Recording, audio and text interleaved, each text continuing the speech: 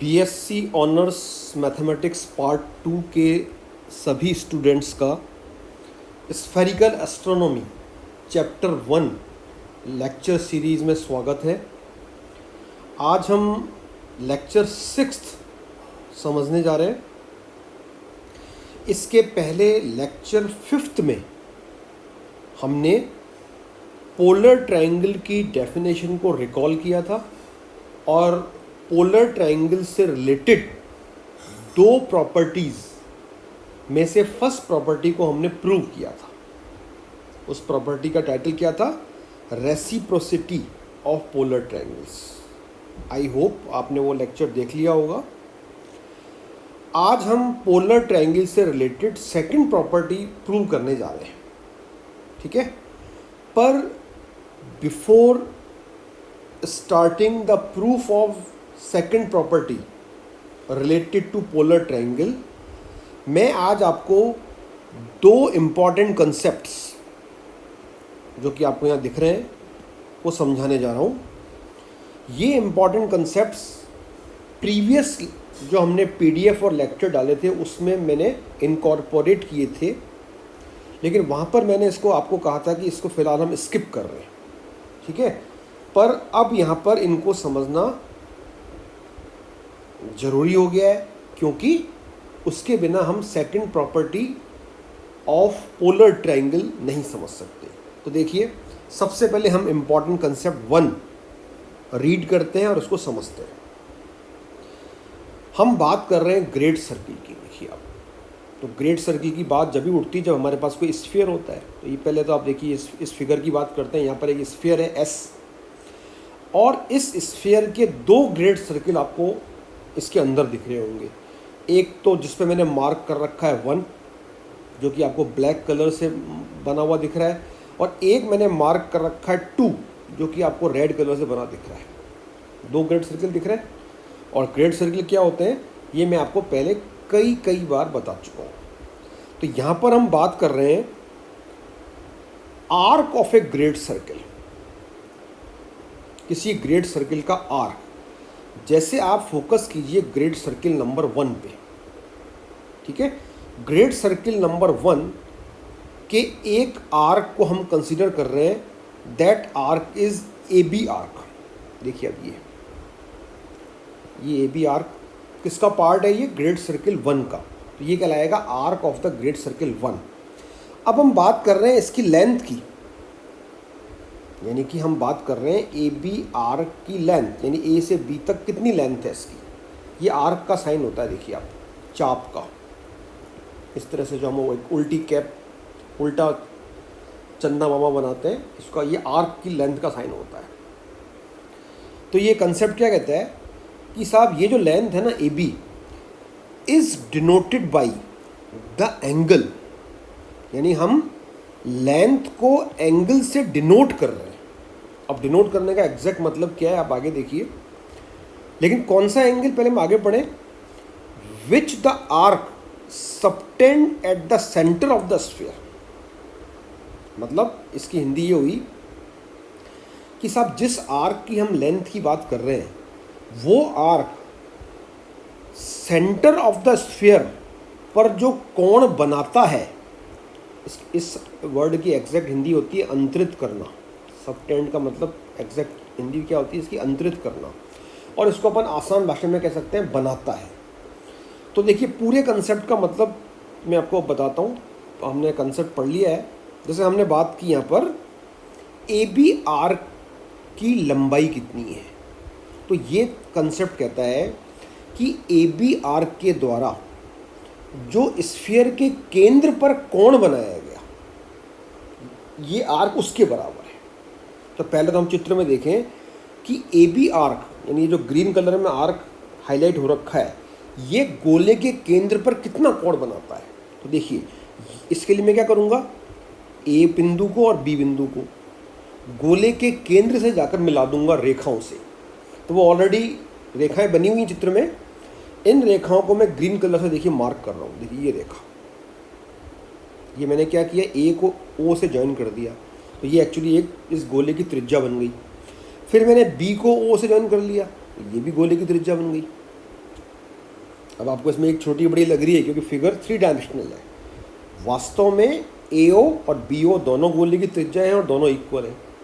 तो हम कहेंगे साहब ये जो कोण बना, ये वाला, देखिए अब इसको मैंने अभी ग्रीन कलर से भर दिया, ये कहलाएगा AB आर्क के द्वारा केंद्र पर सबटेंडेड एंगल या केंद्र पर बनाया गया एंगल। और इसको मैं एंगल के रूप में ऐसे लिख सकता हूँ AOB। AB ने O पर कोण बनाया AOB। तो ये कंसेप्ट ये कहता है कि आर्क और ये एंगल को हम इक्विवेलेंट कर रहे हैं। यानी एक आर्क तो देखिए एक लेंथ है, जबकि एंगल है, तो एक लेंथ एंगल के से इक्विवेलेंट हो रही है, डिनोट हो रही है। इसका प्रूफ अभी हम देखते हैं या इसका लॉजिक अभी हम समझते हैं, लेकिन पहले हम इसी बात को एक दूसरे ग्रेड सर्किल को लेकर और समझते हैं। तो देखिए अब हम बात करते हैं ग्रेड सर्किल नंबर 2 की। ये दिख रहा है आपको grade circle number 2 red colour में बना हुआ। तो जिस तरह से मैंने ग्रेड सर्किल 1 लिया, इस पर मैंने एक आर्क मार्क किया, यही काम मैं सेकंड ग्रेड सर्किल पे कर रहा हूँ। तो सेकंड ग्रेड सर्किल पे मैंने दो पॉइंट्स कंसिडर किए, देखिए एक्स और वाई दिख गए आपको। तो ये दोनों पॉइंट किस पर है, एक्स और वाई सेकंड ग्रेड सर्किल पर। इनको जब मैंने ज्वाइन कर दिया तो ये कहलाएगा arc of the second grade circle. अब एक्स वाई आर्क का अगर मैं पता करना चाहूँ कि ये किस एंगल के इक्वल है, तो मैं इसके लिए क्या करूँगा, एक्स वाई आर्क के द्वारा जो O पर कोण बनाया गया, O कौन है, सेंटर ऑफ द स्फीयर। तो देखिए एक्स वाई आर्क के द्वारा O पर बनाया गया कोण के लिए, कोण को देखने के लिए मैं क्या करूँगा, x को और y को, रिमेंबर x को और y को O से ज्वाइन कर दूंगा। देखिए इधर मैंने ये x को ज्वाइन कर दिया, ये बन गई फिर रेडियस, फिर मैंने y को ज्वाइन कर दिया, ये बन गई रेडियस। तो एक्स वाई आर्क के द्वारा O पर सब टेंडेड एंगल आ गया ये वाला, और इस एंगल का नाम रख सकता हूं मैं एक्स ओ वाई। तो according to this concept X Y arc is same as angle X O Y and A B arc is same as angle A O B. यानी ये दो बातें मुझे यहाँ पर समझनी है कि सब ये कैसे हो रही है। ठीक है, तो लेट अस अंडरस्टैंड इट। तो देखिए आप, इसका कोई ऐसा कोई प्रूफ नहीं है, इसमें एक एज्यूम्शन करके इस बात तक पहुंचा गया है। देखिए आप यहाँ पर मैंने क्या लिखा है, फ्रॉम फिगर, इस फिगर की बात कर रहे हैं अपन। इट इज क्लियर, क्या क्लियर है, ये दो लाइनें देखिए, इसको मैं मार्क कर रहा हूं, एक तो ये और एक ये। अब ये जो दो लाइनें मैंने अभी मार्क की है, ये एक्चुअली हमारे पुराने 10th लेवल के सूत्रों पर आधारित है। आपने पढ़ा होगा 10th लेवल में, 10th 11 में कि चाप बराबर त्रिज्या इंटू कोण, ये एक सूत्र होता है जो किसी भी सर्किल पर लागू होता है, बशर्ते इस सूत्र के अंदर एक शर्त है कि कोण आपका रेडियन में होना चाहिए, यानी कोण डिग्री में नहीं होना चाहिए। तो ये सूत्र आपने नोट कर लिया, क्योंकि मैं इसको अभी मिटाने जा रहा हूँ क्योंकि जगह कम है। चाप बराबर त्रिज्या इंटू कोण, ये सूत्र I am going to apply on circle number 1 and circle number 2। मेरे पास दो सर्किल है देखिए अंदर, जो ग्रेड सर्किल है ना। तो सर्किल नंबर 1 पर जब मैंने ये सूत्र अप्लाई किया तो मैंने इसका चाप लिया ए बी चाप, आर्क। तो ए बी चाप बराबर किसके हो गया, रेडियस 1।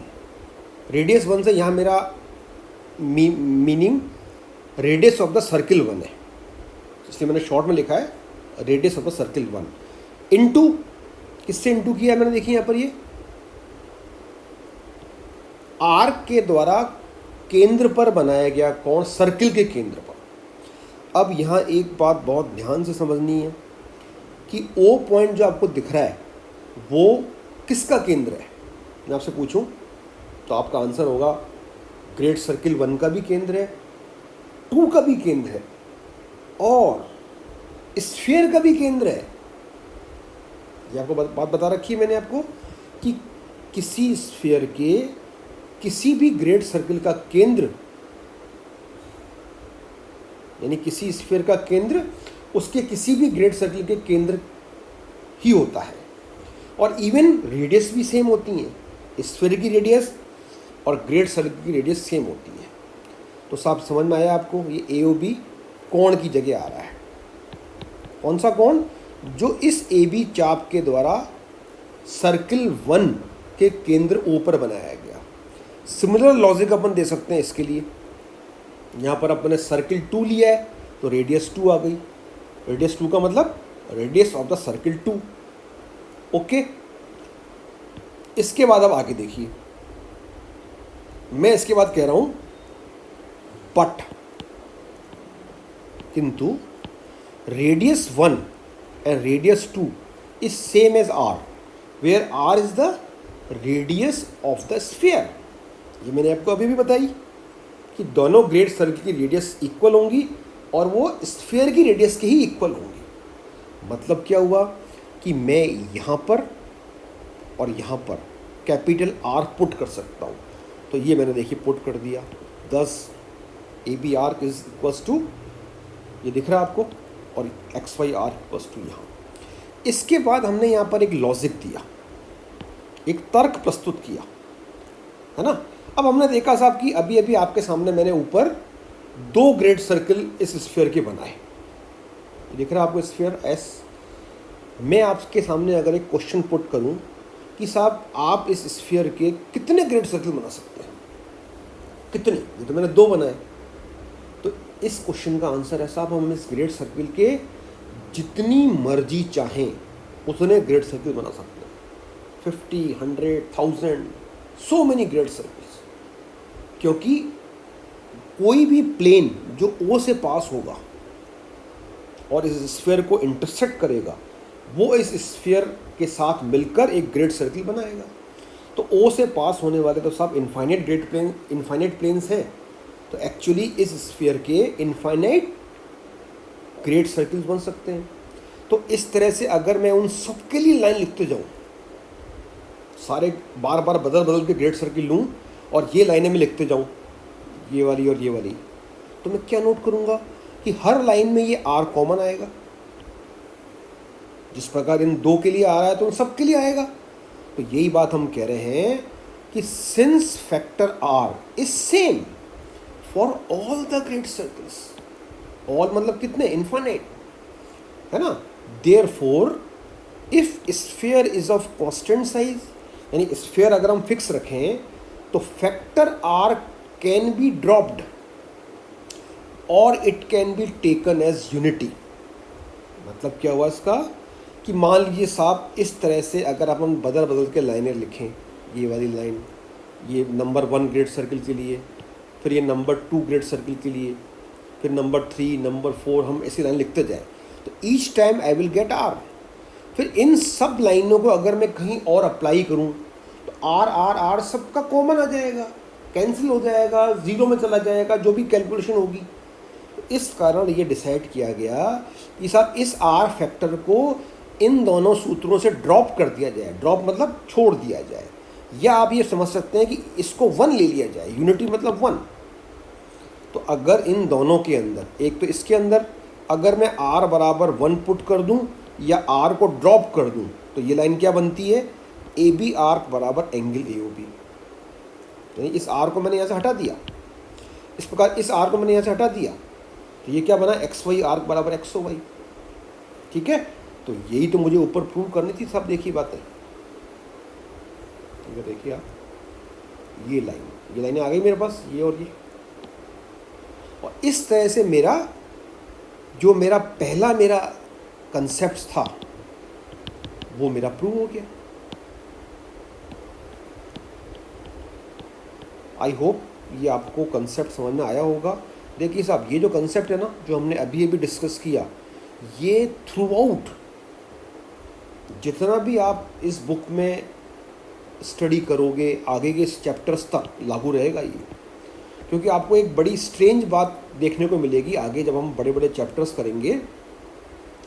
जैसे मान लीजिए कोई स्फीयर है, मैं आपको एक लुक देता हूँ। देखो, जैसे मान लो ये कहीं स्फीयर है, इस स्फीयर पर मैंने कहीं पर एक आर्क बना हुआ है, कोई भी क्वेश्चन है मान लीजिए, और इस आर्क के पास में लिखा है थीटा, यानी इसकी लेंथ की जगह लिखा है थीटा, ये इसकी लेंथ है, तो हम वहाँ पर सरप्राइज़ हो जाएंगे। लेकिन अब इस कंसेप्ट को पढ़ने के बाद सरप्राइज़ नहीं होंगे, क्योंकि अभी अभी मैंने क्या पढ़ा कि साहब आर्क की लेंथ उस एंगल से डिनोट हो रही है जो वो आर्क स्फीयर के केंद्र पर बना रहा है। तो अब हम क्या समझेंगे कि साहब ये जो थीटा लेंथ वाला आर्क है, इसमें थीटा एक्चुअली कौन है? इस स्फीयर के सेंटर पर इस आर्क के द्वारा बनाया गया कौन है ये थीटा, समझना ध्यान से। यानी कि आर्क की लेंथ को कौन से दर्शाना, और कई बार ऐसा भी होगा कि आर्क की लेंथ मुझे पता होगी, जैसे मान लीजिए इसकी लेंथ है स्मॉल ए एक्चुअल लेंथ, और यहाँ पर एंगल की जगह ए लिखा है, तो वहाँ पर भी हम सरप्राइज नहीं होंगे, क्योंकि हमने अभी क्या समझा कि कोण की जगह हम लेंथ ले सकते हैं और लेंथ की जगह हम कोण ले सकते हैं। यानी कि किसी भी आर्क की लेंथ बराबर एंगल, ये आपको बात मेन दिमाग में सेट करनी है। तो इस इज़ वेरी इंपॉर्टेंट कंसेप्ट। तो आई होप ये आपको समझ में आ गया होगा। फिर आप देखिए फटाफट कंसेप्ट नंबर 2। कंसेप्ट नंबर 2 के अंदर आप पहले तो आप देखिए, आपको डायग्राम दिख रहा है। ये डायग्राम आपका वही है जो कि हम लेक्चर नंबर 4 और 5 में भी देख चुके हैं। तो एग्जैक्टली वही डायग्राम मैंने फिर से बना दिया, रीड्रॉ कर दिया। वहाँ पर भी हमने ये कंसेप्ट लिखा हुआ देखा था, पर हमने वहाँ इसको स्किप कर दिया था। अब हम इसको यहाँ पर पढ़ रहे हैं, समझ रहे हैं। तो देखिए ये कंसेप्ट क्या कहता है, angle between any two great circles. तो देखिए पहले बात मैं आपको पूरा एक साथ नहीं पढ़ रहा हूँ, टुकड़ों में पढ़कर उस टुकड़े को पहले आपको एक्सप्लेन कर रहा हूँ, पार्ट को पढ़ रहा हूँ। तो पहले मैंने यहाँ से लेकर यहाँ तक पढ़ा, angle between any two great circles. तो यहाँ पर हम बात कर रहे हैं ग्रेट सर्किल, मैं लिख देता हूँ NPS और NQS। देखिए आप डायग्राम में इसको ढूंढिए आप, NPS और NQS कहाँ है। N आपको दिख गया पॉइंट, P दिख गया आपको रेड कलर में, S दिख गया। तो N से लेकर S तक आपको एक आर्क बना हुआ दिख रहा है। तो ये एक्चुअली पूरा ग्रेट सर्किल नहीं है, ये उस ग्रेट सर्किल का आधा पोर्शन है। आप यहाँ पर S से इसको मोड़ दीजिए, देखिए इधर यहाँ तक आया, ये मैंने आपको पहले ही बता रखा है। इसको मोड़ के अगर हम वापस ले जाएंगे ऊपर तक, तो ये पूरा ग्रेट सर्किल बन जाएगा ऐसे। पर चूंकि यहाँ हमारे को इसकी नीड नहीं है, तो हमने पूरा नहीं बनाया, क्योंकि हम जिस बात को समझना चाहते हैं वो हमारा आधे से भी काम चल जाएगा। पर आप रिमेंबर रखिए, ध्यान रखिए कि NPS एक ग्रेट सर्किल आर्क है या ग्रेट सर्किल है। सिमिलरली NQS एक दूसरा ग्रेट सर्किल है। अब इन दोनों के बीच एंगल कौन सा एंगल है बताइए डायग्राम में, angle between NPS and NQS। तो आप देखिए ये, इसके लिए आपको एक प्रीवियस लेक्चर का कंसेप्ट याद करना पड़ेगा। इसके लिए हम क्या करेंगे, NPS और NQS ग्रेट सर्किल्स के पॉइंट N पर हमने टेंजेंट खींची, टेंजेंट्स। ये देखिए आप T1 T2 दो टेंजेंट दिख रही हैं आपको।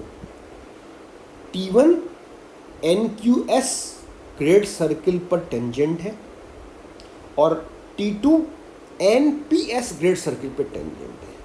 तो जब मैं बात करता हूँ angle between two great circles NPS and NQS, तो मैं इस एंगल से मेरा मीनिंग है, ये एंगल कहलाएगा, अभी भी जिसको मैंने ब्लू से मार्क किया, ये एंगल कहलाएगा angle between NPS and NQS। अब आगे देखिए, इज मेजर्ड बाई। अब इसका मतलब क्या है कि यहाँ पर अब इस एंगल को किसी और तरीके से प्रदर्शित कर रहे हैं। ये पढ़िए पूरा आगे, फिर पता पड़ेगा। Is measured by the arc, वही एक तरह सिमिलर कंसेप्ट आ गया ऊपर जैसा। ऊपर भी हमने एक आर्क को और एक एंगल को इक्वल किया था, तो यहाँ पर भी हम एक एंगल को एक आर्क से इक्वल कर रहे हैं। लेकिन कौन सा arc?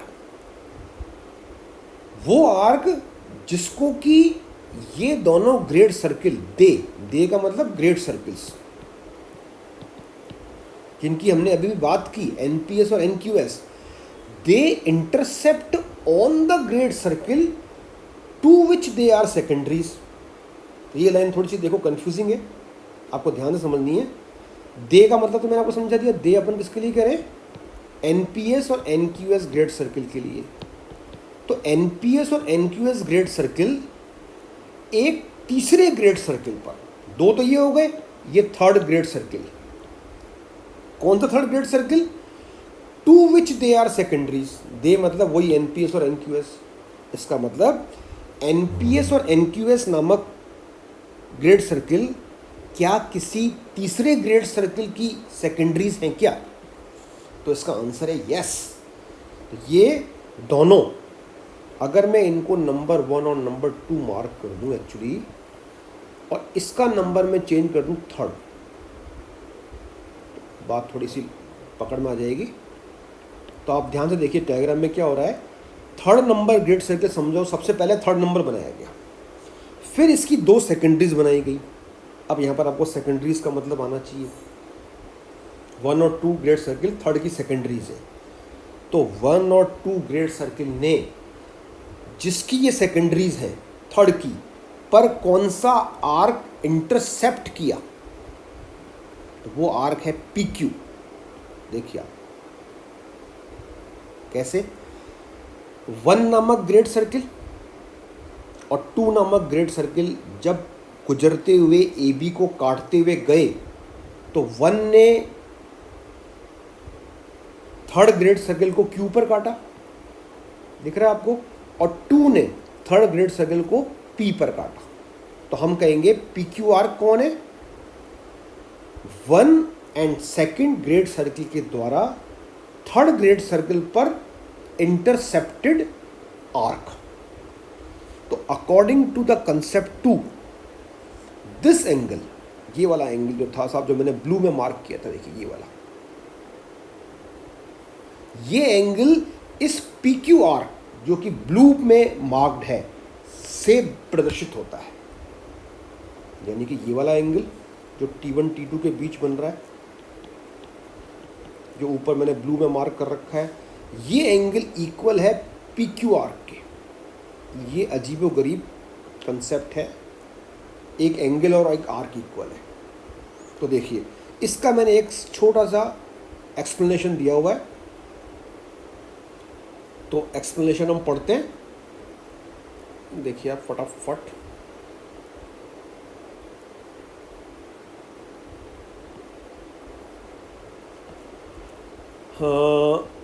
Angle between the great circles NPS and NQS. NPS और एनक्यूएस ग्रेड सर्किल के बीच के एंगल की बात कर रहे हैं अपन। तो ये एंगल साहब इसके इक्वल है, जो मैंने अभी आपको बताया ब्लू वाले के, इसके है। तो ये इसके इक्वल, ये वाला एंगल मैंने यहाँ ऐसे समझ लो आप, ये यहाँ पर हम बात कर रहे हैं इस एंगल की।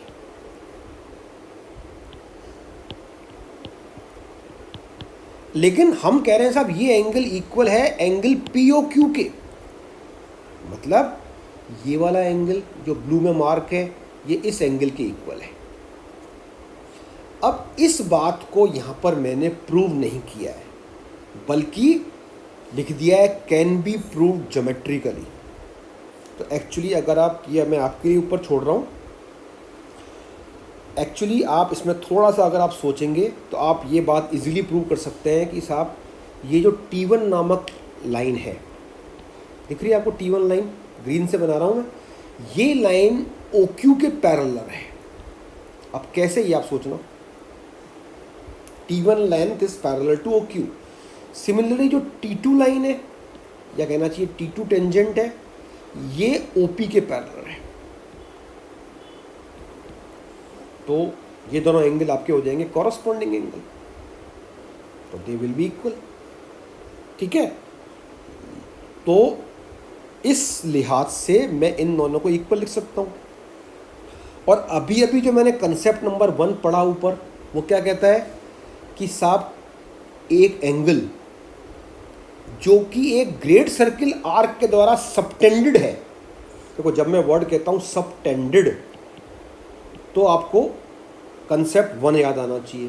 तो अब आप बताओ ये ग्रीन कलर से जो एंगल मैंने फिल किया है, ये किस ग्रेड सर्किल के किस आर्क के द्वारा सेंटर पर सबटेंडेड है?